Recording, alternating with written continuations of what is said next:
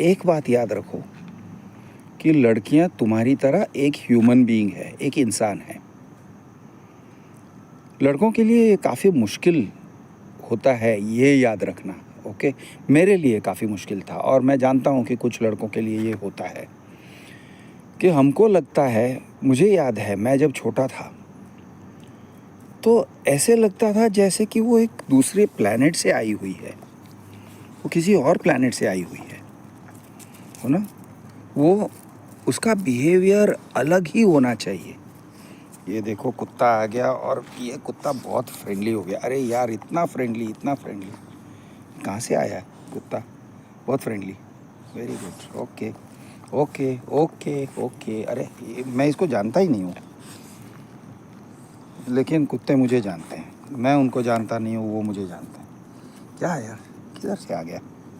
Okay okay okay. अरे अरे अरे, ओके, बैठ बैठ बैठ बैठ। तो लड़कियां जो हैं, अरे भाई बहुत, अरे अरे अरे, ओके मैन, सिट, बैठ। हाँ, तो लड़कियां जो हैं वो आपके और मेरी तरह इंसान हैं। ओके, ये बहुत इम्पोर्टेंट है क्योंकि हम क्या करते हैं, मैं जब यंग था मैं लड़कियों को आइडियलाइज करता था। मैं ऐसे सोचता था कि मेरे में फॉल्ट्स हैं, उनके अंदर फॉल्ट्स हैं ही नहीं, वो परफेक्ट हैं किसी तरह से, वो किसी तरह की परी हैं। खास करके जो सुंदर लड़कियां हैं वो किसी टाइप की परी है। ओके, उनको यानी लड़कों से मिलने की चाहत है ही नहीं, वो फ्रेंडली नहीं होना चाहती हैं। और मैं अगर उनके साथ फ्रेंडली होने जाऊंगा तो गलत नज़रों से देखा जाएगा। तो इस तरह के सब मेरे दिमाग में कचरा भरा हुआ था, और इसलिए क्योंकि ये कचरा भरा हुआ था मैं उनसे बात करने को डरता था। तो जब मैं बहुत यंग था तो बहुत डरता था, बहुत लड़कियों से डरता था। मुझे ग्रोन अप से डर नहीं लगता था, मुझे यानी किसी भी बुज़ुर्ग या मिडिल एज या नॉर्मल एज के आदमी औरत से डर नहीं लगता था। मैं बिल्कुल जाके बात कर लेता था, कॉन्फिडेंस था। लेकिन लड़कियों से बात करना भाई, यानी मैं एक बाउंड्री को तोड़ रहा हूँ और वो परसीव करेंगी। जैसे ही मैं लड़की को अप्रोच करूँगा तो वो परसीव करेंगी, उनको ऐसे लगेगा कि मैं सीधा उनके साथ फ्लर्ट कर रहा हूँ। और वो जो फ्लर्ट वाला जो वर्ड था, उन दिनों में फ्लर्ट शब्द थोड़ा डेंजरस भी था। लोग कहते अरे ही इज़ फ्लर्टिंग, तो जैसे ही वो फ्लर्टिंग कहते थे तो एक बहुत ही गंदा मीनिंग आता था। आजकल वो गंदा मीनिंग नहीं रहा है, आजकल हम फ्लर्टिंग को थोड़ा इनोसेंट तरीके से समझते हैं। हाँ ठीक है ना यार, शी इज़ ओनली फ्लर्टिंग, थोड़ा सा हल्के से वो लाइन दे रही है, लेकिन शी इज़ नॉट, ये नहीं कर रही है। मैं आपसे बात कर रहा हूँ और मीनवाइल ये बंदा जो है, ये बंदा मेरे साथ चुम्मा चाटी कर रहा है, दिस डॉग। हाँ, एनीवे, सो क्या कि मैं बहुत डरता था। और हमारे दिमाग में हम लोग आइडियलाइज़ कर लेते हैं, आइडियलाइज़ तरह तरह से आइडियलाइजेशन होता है। हम ये सोचते हैं कि वो सेक्स चाहती ही नहीं है, जो कि गलत है। मैं सेक्स पे सीधा आ रहा हूँ क्योंकि बॉयज़ को ये एक, अरे यार ये देखो ना कितना यार एकदम ऐसा चेप है, इज़ इवन हम्पिंग मी। अरे भाई हॉर्नी है, हॉर्नी बंदा है ये, हॉर्नी हॉर्नी हॉर्नी, ठीक है। तो लड़कों को लगता है कि लड़कियाँ हॉर्नी नहीं होती हैं, वो तो ठीक है, लेकिन उनको इंटरेस्ट नहीं है, फ्रेंडशिप में इंटरेस्ट नहीं है, सेक्स में इंटरेस्ट नहीं है, हमारे में इंटरेस्ट नहीं है, बॉयज़ में इंटरेस्ट नहीं है। ऐसा एक हमारा कंसेप्ट रहता है। वो कंसेप्ट गलत है, वो कंसेप्ट बहुत गलत है। ओके, ऐसा नहीं है। ये सही है कि उनकी मेंटालिटी, उनकी सोच थोड़ी अलग है। अब उनकी सोच क्या है उसको समझने की ज़रूरत है, लेकिन सोच को समझना एक बात है, लेकिन उनसे डरना दूसरी बात है। उनसे डरने की ज़रूरत नहीं है। अच्छा, दूसरा हमें ये डर लगा रहता है कि हम अगर उससे किसी लड़की से बात करने जाएंगे, इनिशिएटिव दिखाएंगे, तो वो हमें जज करेगी, और जज करेगी and she will make us feel small. हमारा सेल्फ एस्टीम को चोट पहुंचेगा। अब ये बात है थोड़े हद तक सही भी है कि लड़कियों के बैरियर्स होते हैं। वैसे हर एक इंसान का बैरियर होता है, किसी का कम किसी का ज़्यादा। तो एक इमोशनल बैरियर होता है कि वो हमसे, हम अगर बात करते हैं और ऑब्वियसली बात करते हैं, यानी बिन बहाने के बात करते हैं। अगर बहाना कन्विंसिंग है हमारे पास, हमारा for example, can you please lend me your notebook, और can I please see the assignment, please मुझे असाइनमेंट कॉपी कर लेने दो। अब ये टाइप के बहाने स्कूल और कॉलेज के सिचुएशन में बहुत सारे निकल आते हैं। ये बहाने बड़े कन्विंसिंग होते हैं और बहुत कन्वीनियंट होते हैं। कोई नॉर्मली रिफ्यूज़ नहीं करेगा। एक बार रिफ्यूज़ कर भी दिया तो हमारे दिल पे चोट नहीं पहुंचेगी। लेकिन अगर हम कहते हैं can we please go out, I would like to be your friend वगैरह, इस टाइप से हम कहते हैं, और ये टाइप का काम मैंने किया है और बहुत डर डर के किया है, और लड़की ने अगर ना कह दिया, नहीं नहीं मैं ऐसे सब नहीं करती, बस इतना काफ़ी है, हमें बहुत चोट लग जाता है, बहुत ज़्यादा चोट लगता है हमारे सेल्फ एस्टीम पे। तो हम लोग ओवर सेंसिटिव रहते हैं। तो एक एडवाइस ये है कि भाई ओवर सेंसिटिविटी कम करो। ओवर सेंसिटिविटी नहीं होना चाहिए। हमारे अंदर थोड़ी क्या कहूँ, हमारा जो चमड़ी है ना, थोड़ा मोटा होना चाहिए। लड़की को अप्रोच करने के लिए have a slightly thicker skin.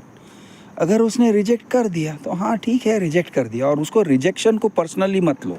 ऐसे मत सोचो, अच्छा मैं अच्छा नहीं लगता हूँ, मैं स्मार्ट नहीं लगता हूँ, इसलिए उसने मुझे रिजेक्ट किया, या फिर मेरे पापा के पास पैसे नहीं है, मैं पुअर हूँ, मैं गरीब हूँ, और उसने देखा कि मेरे कपड़े उतने अच्छे नहीं हैं, इसलिए उसने मुझे रिजेक्ट कर दिया। ये टाइप की जो सेल्फ डायलॉग होता है ना, इंटरनल डायलॉग हम अपने आप से कहते हैं, बहुत नेगेटिव है और वो हमको बहुत तोड़ता है अंदर से। तो ये टाइप का इंटरनल नेगेटिव डायलॉग को निकाल दो दिमाग से। कैसे निकालना है? और ये एक इंटरनल डायलॉग एक रनिंग कमेंट्री की तरह होता है, जो हमें हर सिचुएशन में लूज़र फील करवाता है। हर सिचुएशन में ऐसे फील करवाता है कि हम किसी से कम हैं, और फिर हम उसको कवर अप करने के लिए कुछ लोग सुपीरियॉरिटी कॉम्प्लेक्स दिखाते हैं। नहीं हम किसी से कम नहीं है, हम सबसे बेहतर हैं, हम सबसे अलग हैं, मैं हूँ सबसे जुदा, मैं सिकंदर हूँ, मैं ये हूँ वो हूँ। तो ये बेसिकली एक कवर अप है या रिएक्शन है। इन्फीरियॉरिटी न फील करने के लिए ऐसा अनरियलिस्टिक सुपीरियॉरिटी फील करते हैं कि मैं दुनिया से लड़ सकता हूँ, मैं शहंशाह हूँ, ये टाइप के। तो ये सब छोड़ो, तुम इंसान हो, ऑर्डिनरी इंसान हो, नॉर्मल इंसान हो, होपफुली एटलीस्ट एवरेज इंसान हो। अब आपको अगर लग रहा है कि मैं बिलो एवरेज हूँ वगैरह वगैरह, ज़्यादातर मैं कहूँगा फॉर द मोस्ट पार्ट ऐसे होता है कि ये सब अपने आप को जज करने की ज़रूरत नहीं है। स्टडीज़ में अच्छे नहीं हो, लुक्स में एवरेज हो, ये सब है तो है। अब जो भी है, जैसा भी है वो है। लुक्स उतना मैटर नहीं करता है जितना पर्सनालिटी मैटर करता है। कुछ लड़के होते हैं, उनकी हाइट कम होती है, उनका वेट भी कम होता है, उनका बोलने का तरीका थोड़ा अजीब होगा, ओके, कुछ रीजनल एक्सेंट होगा या ऐसे कुछ, लेकिन उनके अंदर जो पर्सनालिटी है, बोलने का, सोचने का अंदाज़ जो है, उन्हें बहुत स्पेशल बनाता है। तो अपने आप को बहुत ज़्यादा जज मत करो। और तुम जो भी हो, जैसे भी हो, तुम हो यार, तुम जैसे भी हो, वॉट एवर यू आर। अपने आप को जज मत करो। जज करने का काम दूसरों को छोड़ दो, दूसरों को करने दो जज। और कोई जज करे तो भी दिल पे मत लो।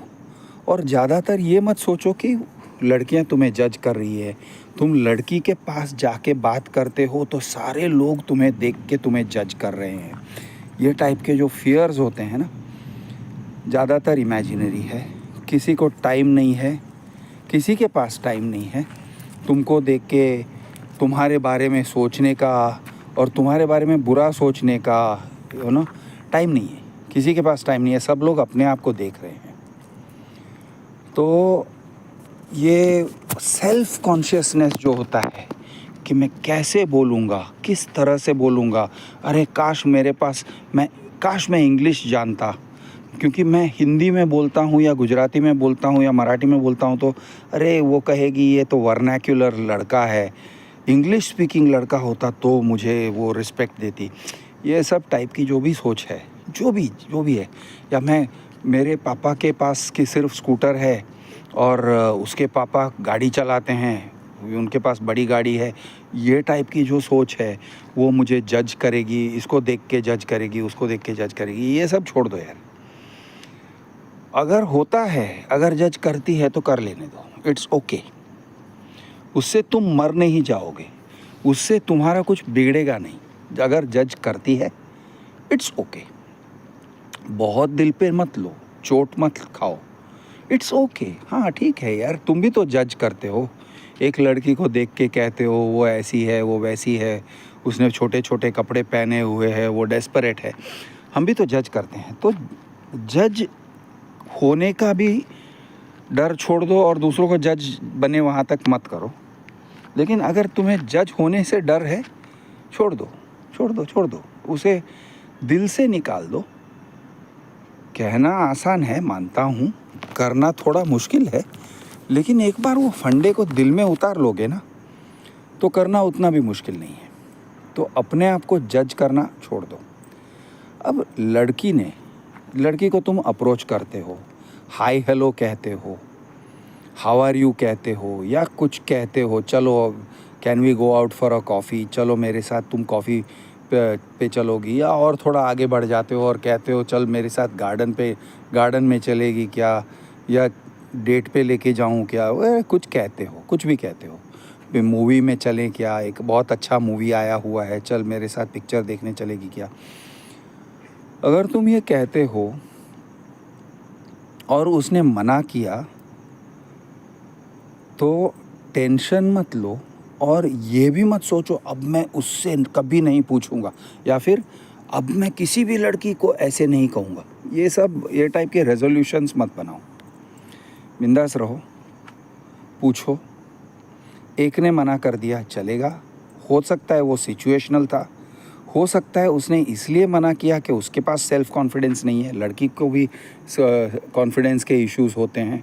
हो सकता है वो सोच रही थी कि तुम सोचोगे कि वो डेस्परेट है, इसलिए वो चाहती है कि वो डेस्परेट नहीं है, ये दिखाने के लिए उसने मना कर दिया। ऐसे सब बड़े कॉम्प्लिकेटेड रीज़न्स होते हैं। या फिर सिंपल रीज़न ये भी हो सकता है कि उस दिन उसके पास टाइम नहीं था, या उस दिन उसका मूड नहीं था, या उस दिन कुछ ना कुछ था। जो भी था तुम ऐसा कोई रेजोल्यूशन मत कर लो, एक यानी पत्थर के लकीर में मत लिख लो कि अब मैं इस लड़की से कभी बात नहीं करूँगा, या अब मैं इस लड़की को डेट पे जाने के लिए नहीं कहूँगा। ये टाइप का काम मत करो। चिल रहो और फिर से जाओ और फिर से बात करो, नॉर्मल तरीके से बात करो। इस तरह से बात करो जैसे तुमने उस बात को दिल पे लिया ही नहीं, और के टॉपिक चेंज कर दो। हाँ चल कभी किसी और दिन जाते हैं, या हाँ चल ठीक है यार तुझे मूड नहीं है क्या, हाँ चल ठीक है, कुछ भी हंसी मजाक में उड़ा दो। बहुत ज़्यादा ओवरडू करने की भी ज़रूरत नहीं है, लाइट रखो, keep it light, keep it easy. Attitude मत दिखाओ। तो वो समझती क्या है अपने आप को, वो समझती क्या है, उसने मुझे ठुकरा दिया, ये सब ऐसा सब मत करो। ओवर रिएक्ट मत करो। मैं कहता हूँ कि कोई रिएक्शन देने की ज़रूरत ही नहीं है। हंस के मुस्कुरा के ओके फाइन, घबराने की भी ज़रूरत नहीं है, एकदम बैक अवे होने की ज़रूरत नहीं है। Easy, take it easy. दोबारा ट्राई करना है, करो, बिल्कुल करो। कभी कभी क्या होता है, एक लड़की को कंफर्टेबल फील करने के लिए टाइम लगता है। तुम एक बार कहोगे, ना कहेगी, ठीक है, फ्रेंडशिप रखो, बुक्स लेंड करना या बोरो करना, कुछ करो, कॉमन इंटरेस्ट देखो, कॉमन इंटरेस्ट पे बातें करो, फ्रेंड सर्कल में घूमो, उनको उनके साथ में वही एक ग्रुप में, वो जिस ग्रुप में घूमती है उसी में तुम भी शामिल होने को ट्राई करो। ओके, दूसरी लड़कियों से भी बात करो, उसके फ्रेंड्स से बात करो। इस तरह से तुम उसके एनवायरनमेंट के एक हिस्सेदार बन जाओ और चिल रहो। और दोबारा अगर कहना है, चल ना चाय पी के आते हैं, चल ना बाहर जाके आते हैं, चल ना बैठते हैं यार कहीं पे, थोड़ा चिट, I want to get to know you, चल आजा, यू नो, कॉन्फिडेंट रहो। तो ये क्या होता है, इट इज़ पॉसिबल कि वो सोचेगी कि हाँ ये बंदा जेन्युइन है, क्योंकि तुम कॉन्फिडेंट हो और तुम्हारा कॉन्फिडेंस दिखेगा। तो कॉन्फिडेंस एक बहुत बड़ी चीज़ होती है। और ख़ास करके ये जो टीनेज ईयर्स में, आई वुड से मोर और लेस 15-16 साल से लेके 20-25 साल तक भी कॉन्फिडेंस की कमी रहती है लड़कों में। और जब एक लड़की को कॉन्फिडेंस दिखता है, लड़के का, वो अगर कॉन्फिडेंटली बात करता है और उसका ओवरऑल स्टाइल एक इजी गोइंग स्टाइल है कि वो दिल पे नहीं लेता है, वो कॉम्प्लिकेट नहीं करता है इशू को, वो रूठ नहीं जाता है वगैरह, तो उसे अच्छा लगता है कि ये ठीक है, ये बंदा ठीक है, ये बंदा नॉर्मल है। तो नॉर्मल रहना एक बहुत ज़रूरी कला है।